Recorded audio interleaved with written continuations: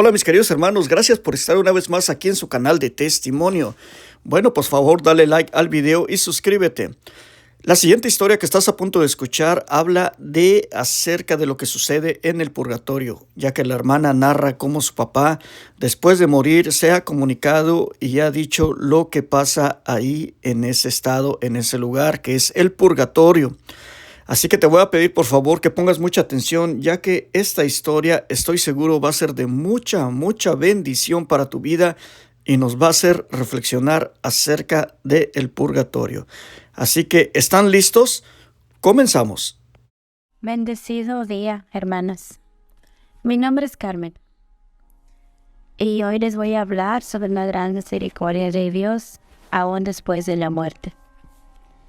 Mi papá murió hace 2 años. Su nombre era Alejandro Hernández. Él murió de cáncer. Mi papá no era un hombre que estuviese envuelto en las cosas de Dios. No iba a misa, no comulgaba, no sabía ni rezar, pero creía en Dios. Incluso él nunca quiso sacar su licencia de manejar porque decía que él con la licencia de Dios tenía. Él tenía un buen corazón, pero no tenía el conocimiento sobre la palabra de Dios y no vivía una vida de acuerdo al mandato de Dios. Él era alcohólico, desobligado en el hogar, mujeriego, y nunca nos dio a nosotros como hijos un buen ejemplo, un buen consejo. Él nunca se involucró en nuestra educación. Nosotros crecimos con mi mamá en México y él trabajaba aquí en los Estados Unidos. Y solo iba si acaso una vez al año a visitarnos. Y cuando llegaba, era directo a la cantina con los amigos primero antes que a la casa. Cuando llegaba a la casa era con amigos y si era en la noche, a levantar a mi mamá a cocinar para todos. Así crecí. Me casé y me vine para Estados Unidos con mi esposo. Después de un tiempo se trajo a mi mamá y a mis hermanos para acá. Y así siguió su vida. Con mujeres, al alcoholismo, con fidelidad hacia Dios y hacia sus hijos. Cuando él empezó a estar enfermo, fue muy difícil para él, porque él no era el tipo de persona que iba al médico. Después de un tiempo, le diagnosticaron cáncer. Cáncer de próstata tuvo él. Y ahí empezó su calvario. Quimioterapias, andar con sonda y mucha medicina. Él era muy duro, muy poco expresivo, especialmente con mi mamá. Siempre la engañó con otras mujeres. Siempre fue machista y autoritario.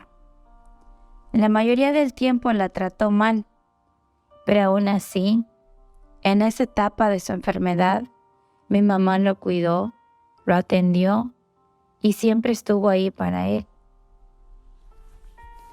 Poco a poco su enfermedad lo fue ablandando. Personas que lo visitaban le hablaban mucho de Dios. Le decíamos que entregara su sufrimiento a Dios, que le pidiera perdón, que se acercara a Él. Su corazón se fue suavizando y él le pedía a mi mamá que le enseñara a rezar, porque él no sabía, ni siquiera conocía el Padre Nuestro o el Ave María. Mi mamá oraba con él, le compartía citas bíblicas y le explicaba lo que significaba. Un día hablé yo con él que necesitaba confesarse, que necesitaba visitar al Santísimo, poner su vida en las manos del Señor. Cuando finalmente aceptó confesarse, me pidió ayuda para saber cómo llamarle a cada pecado. Por ejemplo, el andar con otras mujeres durante su matrimonio es el pecado del adulterio, le decía yo. Y así, un día hablamos de todo lo que él hacía, lo que nos lastimaba a nosotros como hijos. Hicimos juntos ese examen de conciencia y se confesó. Y comulgó después de 40 años que no lo hacían. Llegó el momento que se puso más grave, que la morfina ya no le hacía el efecto, que era un dolor constante día y noche, que pasaba noches en vela con mi mamá, tratando de ayudarlo para que se calmara ese dolor. El hospital donde él asistía ya no lo aceptaban, ya le dijeron que no podían detenerlo ahí porque ya no había nada que hacer por él, que nos iban a mandar a un lugar donde lo ayudarían, a otro hospital que tenía medicamento para ayudarlo a controlar su dolor. Nosotros con la desesperación de ayudarlo aceptamos. Él incluso, a pesar de sus alucinaciones y de su dolor, estaba consciente. Se emocionó porque era mucho su dolor y él, su ilusión era estar bien para ir a México, para ir a ver a mis hermanos que estaban allá. Él ya no podía caminar porque sus huesos estaban destrozados por el cáncer y aún así tuvo las fuerzas de pararse e irse a la otra camilla para irse hacia otro hospital. Lo trasladaron para allá y lo sedaron inmediatamente. Él ya no se movía. A nosotros se nos hizo raro que no le pusieron suero, que no le daban medicina, que solo una inyección de vez en cuando para sedarlo. Mi hermano preguntó que qué pasaba, que por qué no le ponían medicina. Nuestra sorpresa fue la respuesta del equipo médico, que ese lugar era un hospicio, que en ese lugar mi papá estaba ahí para ayudarlo a morir más cómodo, ayudarlo a morir sin dolor, que él nos podía escuchar, que le habláramos, pero que su cuerpo no sentía, que poco a poco cada miembro de su cuerpo se iba a ir muriendo, que no podíamos darle ni agua, que él no tenía ninguna necesidad ni de hambre ni de sed. Fue muy fuerte para nosotros escuchar eso. Nosotros creíamos que él estaba ahí para ser tratado, para mejorar. Mi papá todavía estaba lleno de vida. Él nunca perdió su peso o su fuerza. Básicamente caminaba, manejaba. Solo era el dolor que ya no soportaba. Cuando nos dimos cuenta que él estaba ahí para morir, nos dolió mucho. Pero no podíamos llevarlo a casa porque él no soportaba ese dolor. Se le destrozaban sus huesos y no soportaba. Lo más difícil fue darnos cuenta que él nos escuchaba, que él estaba consciente, que su mente estaba ahí, que él tenía necesidades, que cuando mi mamá le veía que sus labios estaban muy secos, le ponía una servilleta mojada en los labios y él desesperadamente se aferraba a esa servilleta porque tenía mucha sed y no nos permitían darle agua, no nos permitían darle nada, que porque sus órganos ya no le servían. Pero en cambio, él sí estaba sintiendo esa necesidad que necesita un cuerpo vivo todavía. Para nosotros el verlo así fue desesperante. Ver que su vida se iba apagando poco a poco, verlo consumirse por 7 días. Día y noche estábamos despiertos ahí a su lado, a un lado de su cama, todos sus hijos. Verlo morir poco a poco fue ese gran dolor para nosotros que saber que su mente estaba ahí atrapada en un cuerpo inmóvil, que él sabía que iba a morir y que estaba en ese trance entre la vida y la muerte, que quería hablarnos, que quería decirnos algo y que no podía hacerlo porque tenía que estar sedado, porque no soportaba estar consciente. Era algo que yo no entendía. Era un sentimiento de culpa muy grande que yo tenía. Incluso yo le preguntaba a Dios que cómo él con su grande amor y misericordia que tiene podía permitir que una persona sufriera tanto así. Pero no había nada que hacer. Teníamos que aceptar lo que estaba pasando y vivir ese proceso con él. Él murió después de 7 días y su cuerpo de estar así bien gordito, llenito, se acabó en esos 7 días y fue muy triste ver cómo día a día su piel se iba disminuyendo, su cara se iba haciendo más flaquita y flaquita ante nuestros ojos. Fue algo que llevamos en el corazón y que yo personalmente tuve un sentimiento de culpa muy grande. Una semana después de su muerte, fui a comer a un restaurante con una amiga. Estábamos hablando de él. Ella me preguntó sobre cómo me sentía con lo que pasó con mi papá. Empecé a llorar y a hablar de mi sentimiento de culpa. Y ella me dijo, no te asustes, te voy a decir algo. Tu papá está aquí. En cuanto empezaste a hablar de él, llegó y está sentado a tu lado. Dice que te diga que quiere que estés bien, que no te sientas mal por la decisión que tomaron en el hospital, que fue lo mejor, porque de otra manera él no hubiese podido soportar el dolor. Fue impresionante para mí porque yo no creía en eso. Yo no creía que una persona que se hubiese muerto pudiera regresar a hablar, a poder manifestarse, a conversar con sus seres queridos. Fue impresionante cómo yo le preguntaba y ella me contestaba todo lo que yo quería saber de ese trance de mi papá. Ella me lo podía decir, todo lo que mi papá le estaba diciendo. Fue una experiencia tan hermosa, podía sentir yo su presencia, pude recuperar mi paz, pude liberarme de esa culpa, pudo él tener esa gracia de poder venir a hacerme sentir bien. Fue mi primera experiencia de comunicación con él después de su muerte.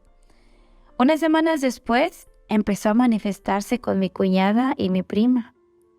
Nos sorprendió cuando la primera vez que mi prima o mi cuñada dijeron, vino su papá. Pero él venía en presencia, ellas lo podían ver, ellas podían hablar con él, pueden hablar con él como estar hablando uno a uno, cara a cara. Nunca le han visto el rostro porque siempre está agachadito cuando viene y habla con ellas, pero ven su cuerpo. A las 3 de la mañana es el tiempo en que él viene y habla con alguna de ellas. Son las únicas 2 personas con las que él se comunica. Nosotros le decíamos que le preguntara que por qué no nos venía a decir los mensajes directamente a nosotros. Pero dice mi papá que Dios ya no les permite a ellos comunicarse directamente con sus hijos, que pierden ese derecho cuando se mueren, que la obligación de un ser humano, la obligación de un padre, la tenemos mientras estamos vivos, que después de la muerte perdemos ese derecho de hablar con nuestros hijos. Lo impresionante es que dice que Dios con su gran amor, por su gran amor y misericordia, le dio permiso de intentar reparar sus pecados y hacer lo que no hizo después de la muerte. Él le habló y les muestra el purgatorio, los lugares de tormento y los niveles que tiene el purgatorio, dónde ha estado y por qué ha estado en cada lugar, el pecado que ha pagado en cada una de esas áreas. Él dice que él le ha mostrado cada uno de esos niveles, parte por parte, tormento por tormento. Él estuvo en la parte más profunda, en la oscuridad total. Él pedía luz Él pedía calor.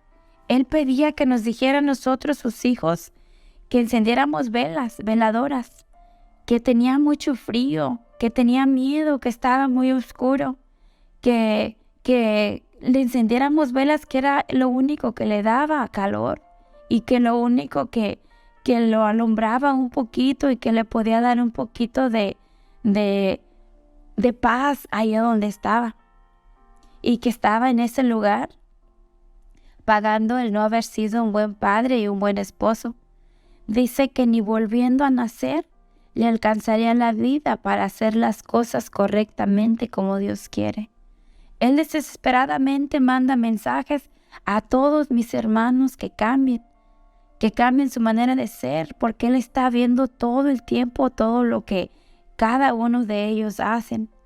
Y Él se enfoca más en ellos, mis hermanos varones, porque dice que ellos son el reflejo de Él, que cada cosa que ellos hacen es tortura y tormento para Él, que cada vez que nosotros hacemos algo equivocado, Él paga por lo que no hizo, por los consejos que no les dio, por los ejemplos y las enseñanzas que no les dio. Él ha mostrado cada nivel donde Él pasa, sumergido en lodo de hielo, su cuerpo congelado, desesperado, llorando de frío, pidiendo oración, misas, sobre todo el cambio en la vida de cada uno de ellos. Él nos ha dicho que allá se paga con mucho sufrimiento por las cosas que no hacemos, porque el deber que tenemos que de hacer con nuestros hijos, con las personas que amamos, dar amor, dar consejos, dar buenos ejemplos, reprender, enseñar. Es nuestra obligación como padres ser esa guía para nuestros hijos. Y cuando no lo hacemos, hermanos, son muchos los tormentos que se pagan en el purgatorio. Ahora Él desesperadamente trae esos mensajes a nosotros, y para mí el compartir este mensaje es para poder ayudar a cada una de las personas que escuchen y que quieran creer esto, que hay vida después de la muerte, que nuestros padres, los seres que se nos van, no quiere que suframos cuando vayamos allá. Por eso mandan esos mensajes. Dios busca las maneras todavía de mandarnos esos mensajes con personas conocidas, personas que amamos, para que podamos cambiar. Él no quiere que mis hermanos pasen los mismos tormentos del purgatorio como está Él. Lo sorprendente de esto es que mientras Él no reciba su purificación total, Él va a estar entre nosotros por no sé por cuánto tiempo, pero hasta que haya una transformación total en mis hermanos y Él pueda poder reparar todo lo que no hizo. Dice que las almas se les permite estar en el mundo alrededor de sus seres para eso, para pedir oración. Que cada cosa que hacemos, que cada acto que hacemos, cada obra, los puede ayudar a ellos. Que las veces que oramos, rezamos un rosario, mandamos decir una misa, es una ayuda para ellos. En el momento en que está ofreciéndose una misa para un difunto, en ese momento ellos dejan de padecer ese tormento al momento. Él nos pide mucho esas oraciones para Él poder salir de ahí. Él dice que es muy triste lo difícil que se paga allá y lo fuerte que es el castigo allá por las cosas que no hacemos, por los deberes que tenemos que hacer y no los hacemos y no los cumplimos. Y para mí, este es un regalo de Dios.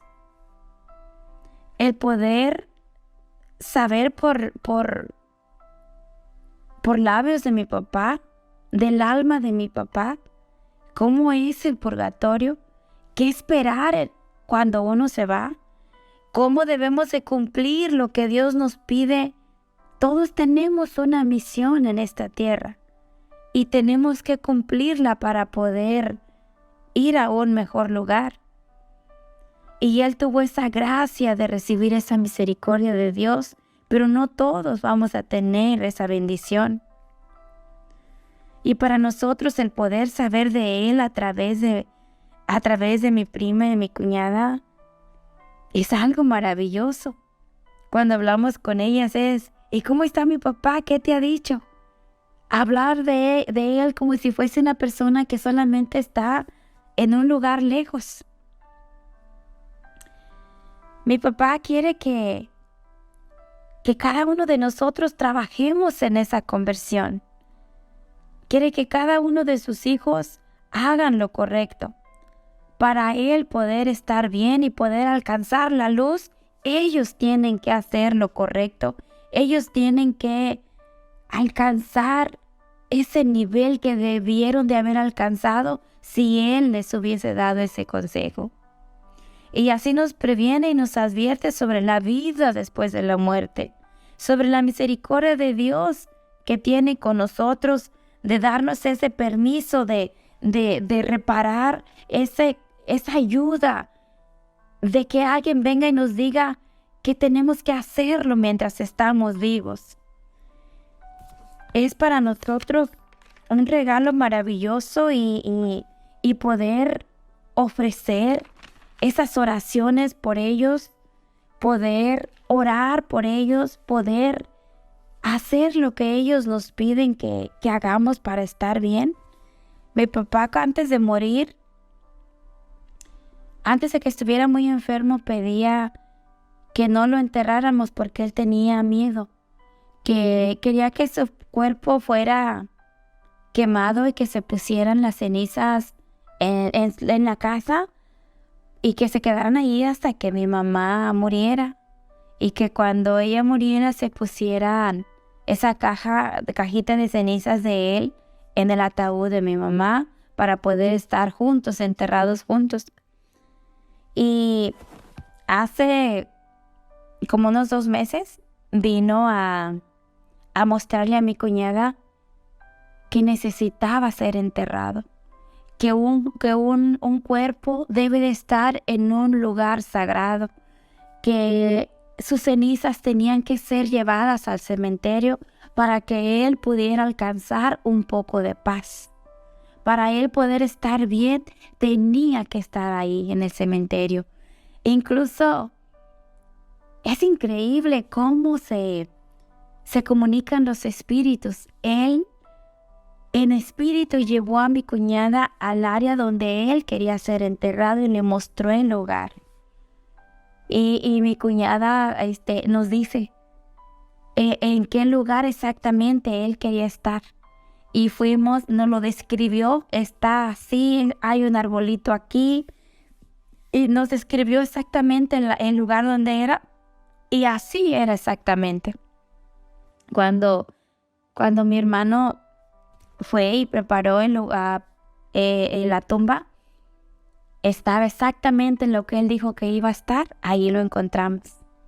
Y lo enterramos y regresó a dar las gracias, que estaba mucho mejor, pero que iba a seguir entre nosotros hasta que hubiese esa conversión total para que él pudiera estar bien. Vivir esta experiencia es un regalo de Dios. Meditar, reflexionar sobre cómo estamos viviendo. ¿Estamos preparados para nuestro juicio final? ¿Estamos viviendo nuestra vida como Dios quiere? ¿Estamos listos para morir? También mi obligación como hija, orar por esas almas del purgatorio, especialmente por el alma de mi papá, porque solo a través de nuestras oraciones ellos pueden salir de allí y gozar del eterno descanso en los brazos del Señor. Yo les pido, hermanos, que oremos, que el Espíritu Santo, nuestro Creador, derrame su luz sobre cada uno de nosotros y nos dé abundante gracia para seguir orando por las benditas almas del purgatorio y por esa conversión en nuestra vida. Amén.